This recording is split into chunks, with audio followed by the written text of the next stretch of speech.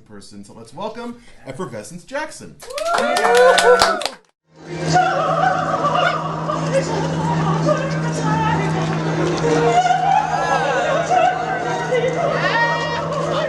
Thank you so much. I'm so excited to be here. So glad for you to be here. Yes, we've been trying to make this happen for a while. Well, so you have been on that whirlwind tour of Europe this summer, haven't you? Yes. I was traveling across Europe this summer. It was amazing. Spain, I understand when you were in Spain. What are the guys like in Spain? To me, Spanish people are not straight or gay. They're just Spanish. Right? Well, is there any truth to that? I actually kind of... World. I actually met more French people in Spain. Oh, yes. Interestingly enough, than I did Spanish guys. But the Spanish guys were hot. I was kind of anticipating. I went up to Scandinavia and I really like me some white boys. Oh sure, and I was like, I can't wait to go to where white people are from, and did not really enjoy it as much as I did Spain. Well, but then again, that's always the thing. You have these ideas in your head about what something's going to be, and then you get there and you're surprised about what does attract you and what doesn't. Yeah, and the Spanish guys are much better in bed. Well, there you go. Take it from Effie. The general rule in Europe is the further south you go, the better it is. That's true. Okay, I'll vouch for that. Yes. Well, you were there actually to do a show, right? And then what? So yeah. Well, I was there singing. I sing in the Grace Cathedral Choir of Men and Boys, and so we were doing our 100-year anniversary choir tour. Amazing. And then you've been around for that long. Wow. Yeah, and then you look so young. Yeah. Well, I haven't been in it for 100 years, but what have you been doing, girl? No, but I'm the token black. So in the past 50 years, I guess at least. So I went along to add some color. And so we did that for 2 weeks. Saw a lot of stuff. I got to go to the Dolly Museum, and then What's this Dolly Parton? Salvador Dali. The Dolly Parton Museum. I was just wondering. Dan, you need to go on. I've been to the Dolly Parton. Dolly Parton. I've been to Dollywood. Those Southerners. Hey, we love our Dolly. But we also love the Salvador as well. We love melting clocks on big boobs. Yes, it was so amazing. So how does it compare to San Francisco? You obviously, did you do drag there? Did you just hang around or what? I actually brought a backpack full of drag. Yeah, of course. Unfortunately, after the tour ended, I wasn't able to drink or anything for 2 weeks. Yeah. So then everybody left, and I was in Barcelona on my own. So I got really, really drunk and gave half my drag to my landlord's girlfriend. Just take it. I love it. Here, just take it. Were you drunk at the time? Yeah, we were drinking, and I was like, "Oh, look, I have this corset that would look so good on you." And then I ended up giving it to her, but it's okay. So she's walking around this village with a big corset, dressed up. Yeah, she was. So you're bringing fashion to the world. Excited. You're spreading the word. Yeah, I actually was really happy because she was the kind of girl that needed to. There was a she-wolf in her closet, and she needed to let it free. Yeah. Get out. Yes. That's what they need. Chase the moon. Yes. Yeah, so I hoped I'd do that. Well, good for you. Yeah. And liberating. you were bringing San Francisco to Europe. Did people ask you a lot about... Yeah. People, love San Francisco abroad. People really liked... Because even when I was dressing as a boy, I was in Barcelona for Barcelona Pride.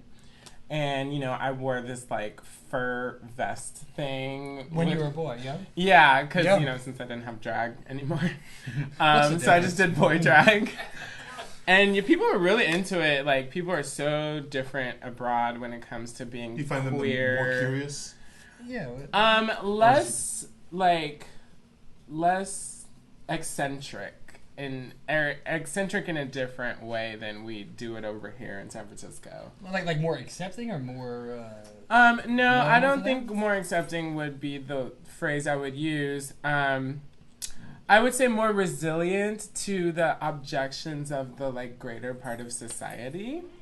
I mean, the average person is more open-minded. More open-minded. Well, no, I'm talking about the queer community. The average person. There was a man in the subway station that didn't know that the gay pride event was happening upstairs from his station. Well, I mean, that could probably happen too. Yeah, he was... Some of these people they're out of touch. I feel in San Francisco, the pride takes over the whole from market down or market onward.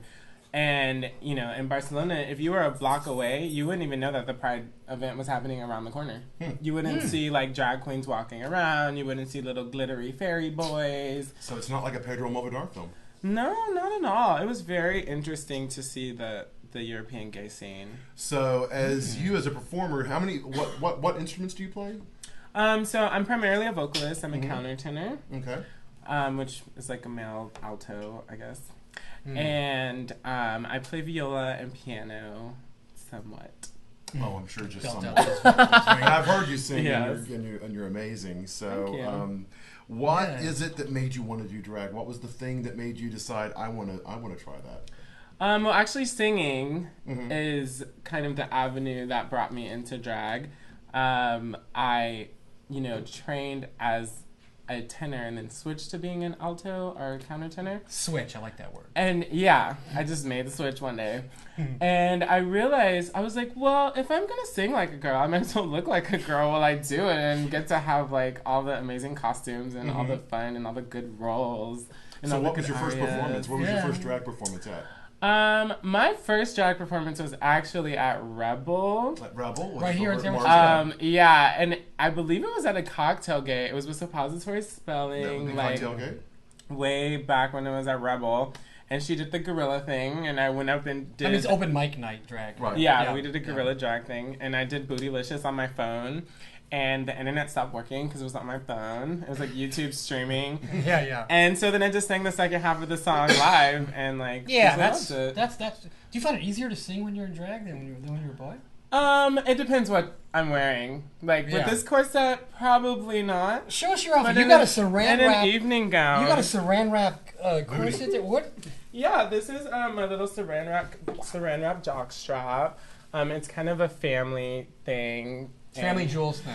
Yeah, I mean, my sister is Mikey Man, our Barbie Milk, or whatever she's going by. And for our audience, this is a drag sister. Barbie Milk on the underthegoldengate.com. Yeah. Performing in the drag bus. Yeah, she will throw eggs in the air and have them hit her in the forehead. She was in her food stage of drag. Yeah. But for people who don't know that in this community, that when you come into this community, if you want to do drag, you can find a drag mama, a drag family that really will take you in and Yeah, and I really had no drag mother for a while, and then Ferocious Titties kind of, it just became apparent that she was my drag mother. Ferocious is very fertile.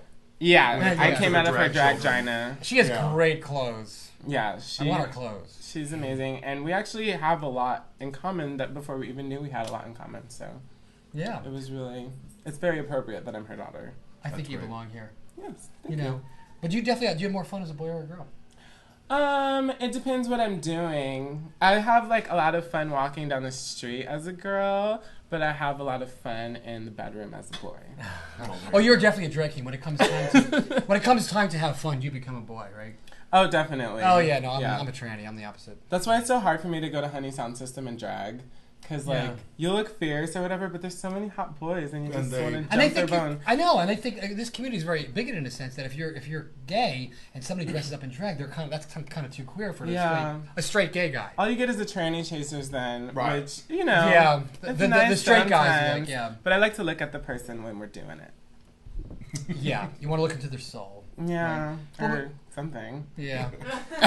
So I want to look into something. Instead of them living in denial. Well, when you look in the mirror, when you see yourself in drag, how do you feel? Is it you, or are you a character, or are you like, or what? I feel a little bit like Marilyn Monroe. Yeah. I mean, I certainly know how she feels. Because I look into the mirror and I see like this other person, and I'm like, wow, who is she? And I do feel like Effervescence kind of has taken her own life trajectory apart from JP, which is my boy name. Well, is she an artist or is she a sexy creature? She's just fucking weird. Can I say fucking? Oh, I'm sorry. Yes. We want to hear the truth. She's just weird. She likes to, be girly, but also kind of alien and play with gender and social class and like race. Like, for example, how I'm Black, and some people have a hard time with how I paint my face since I'm Black, and I just tell them, like, white people are not actually white. Just go look in the mirror. Oh my God, you're right. Yeah, so wow. It's like, who am I being racist? I'm pink. Who am I being racist against exactly? Even straight men are pink. Yeah, exactly. They're pink somewhere. Everybody's pink on the inside. So what's going on for you right now, and what's going on in the near future that people might be excited and interested to know? Well, I actually just got involved with this show, La Cage aux Folles. Now the musical version? Yeah, the musical version. Right. It's the 2010 Broadway revival version. So I'm doing that in Petaluma at a theater called Cinnabar. Awesome. Which, interestingly enough, is the same name of the bar that did the show that I have. Yeah, there's a Cinnabar in San Francisco that I just had a drag show at last night. No, very strange. Yeah, but that was kind of me feeling like the universe was telling me, like, you should do the show. And so have you done a lot of musicals before? Yeah, I mean, I grew up doing operas and musicals and church, and so, you know, this is my thing. So people can look that up on the internet? Yeah, you can look up cinnabar.something. Probably Cinnabar Petaluma. Google will figure it out. Yeah, Cinnabar Petaluma. And then we'll mine your information and try to market stuff. It's Cinnabartheater.org. Cinnabartheater.org. Thank you. Don't even ask how to spell it. It's going to be a really good show. Actually, Scarlet Letters, who was on here just on here a few weeks ago, a couple weeks ago. Yeah, I get to the first rehearsal, and I'm like, oh my God. What is she like as a boy? Is she cute as a boy or a girl? She kind of looks the same. Really? I don't know if I yeah, can deal with her as a boy. I have a straight friend that's having a hard time accepting her maleness. Yeah, a lot of people, like a lot of drag queens, he's very androgynous. Yeah. Very much so. Well, a lot of drag queens, they get mad when I tell them, like, you know, I just like you better as a girl. And they're just, like, so bummed out. Well, you know, they say that until, you know, it gets down to the moment of truth. Until it comes out, yeah. So how can people get hold of you? You can find me on Facebook, Effervescence Jackson. How do you spell that? Effervescence is EFFERVESCENCE. Jackson. Spelling abilities. Yeah. She was Effervescence proceeded. Yes, Effervescence. Bubbly and delightful. Yes. Well, thank you so much for taking time to come by to the Golden Gate. Oh, you got your little wine on thing here. Oh, yes. I drink it no other way. We're just treating me back home. Yeah, nothing but 4-star service. Well, here we are for this. Jack and I'm the Golden Gate. I'm Konner and DJ Dank. I'm DJ Dank. Effervescence. Thank you so much. GoldenGate.com. Visit us there. All right, cool.